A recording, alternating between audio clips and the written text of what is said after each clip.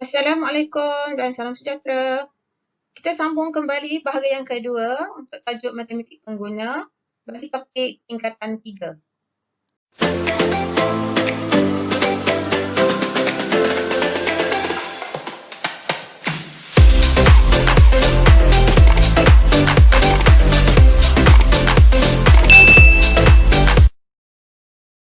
Bagi murid-murid yang belum menonton siri pertama untuk tajuk ini, sila tekan link pada bahagian description untuk memahami dengan lebih jelas tentang penerangan konsep tentang tajuk matematik pengguna. Soalan latihan yang pertama, Puan Aisyah mahu melabur RM20,000 dalam amanah saham AMN. Dia menggunakan strategi pemurataan untuk pelaburannya.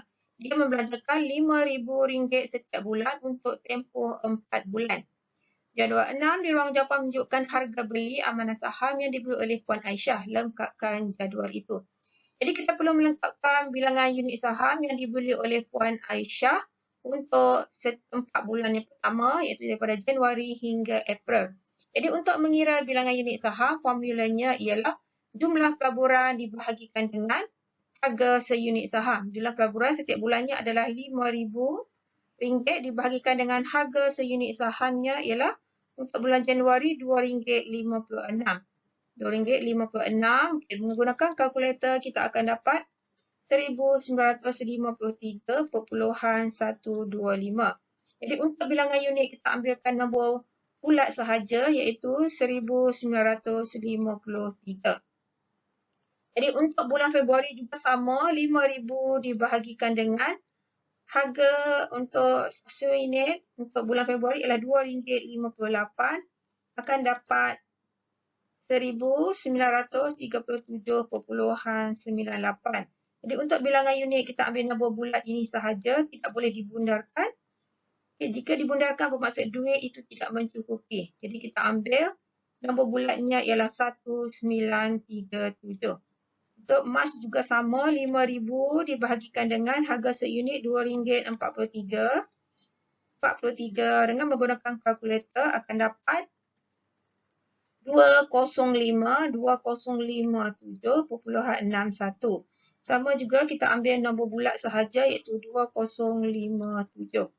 Ya, untuk bulan yang April juga sama, RM5,000 dibahagikan dengan harga seunit RM2.45 akan dapat persamaan dengan 2040.82.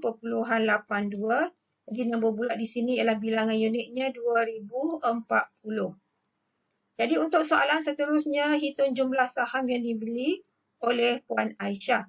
Jadi jumlah saham kita jumlahkan semuanya ini. Jumlah sahamnya adalah bersamaan dengan 7,987 unit.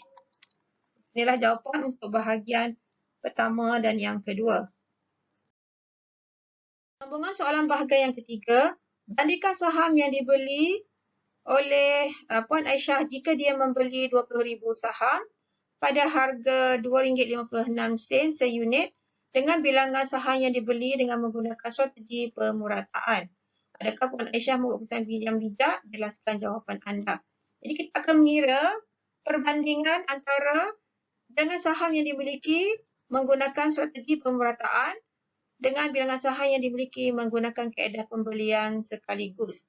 Jadi daripada pengiraan yang telah dikira tadi menggunakan strategi pemurataan, bilangan unit yang telah dimiliki oleh Puan Aisyah ialah 7,987 unit.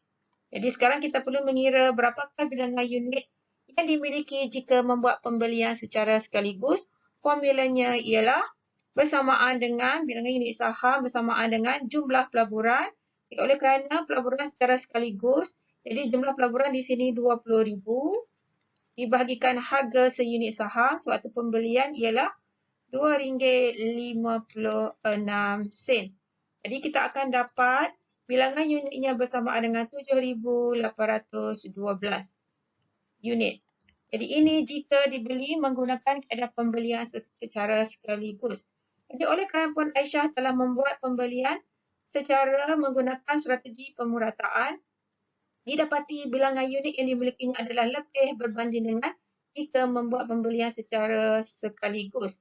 Jadi apa yang Puan Aisyah buat merupakan keputusan yang bijak kerana bilangan unit sahamnya adalah lebih banyak. Bilangan unit sahamnya lebih banyak.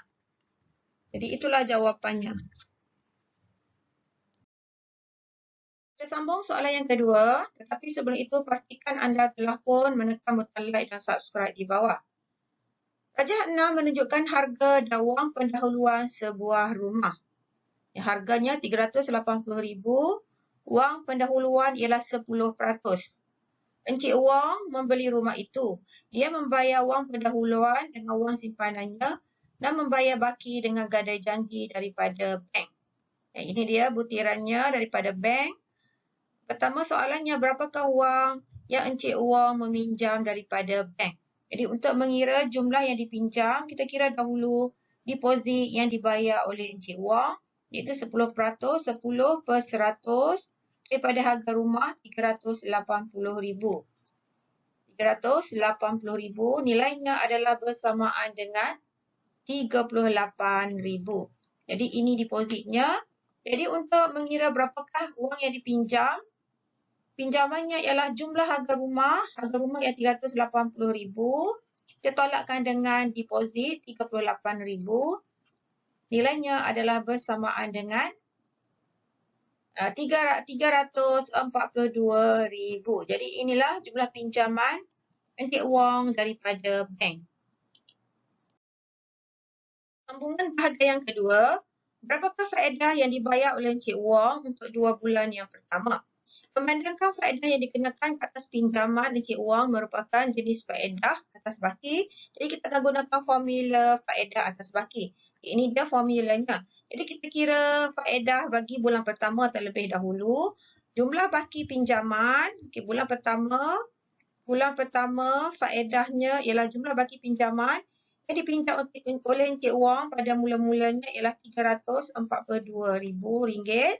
Didarabkan dengan kadar faedah yang dikenakan ialah 3.8% ataupun 3.8 perkan dengan 100 didarabkan dengan 1/12.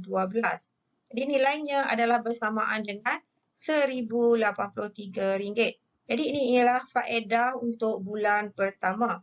Jadi pada hujung bulan, jumlah pinjaman Encik Wong ialah yang dipinjam tadi ialah RM342,000, perlu ditambahkan dengan faedah yang perlu dibayar oleh Encik Wong pada bulan yang pertama. Jadi jumlahnya ialah RM343,083. Jadi untuk yang berikutnya pula, bulan pertama ansuran bulanannya ialah RM1,593.57. Jadi jumlah bulan kedua kita perlu tolakkan dahulu.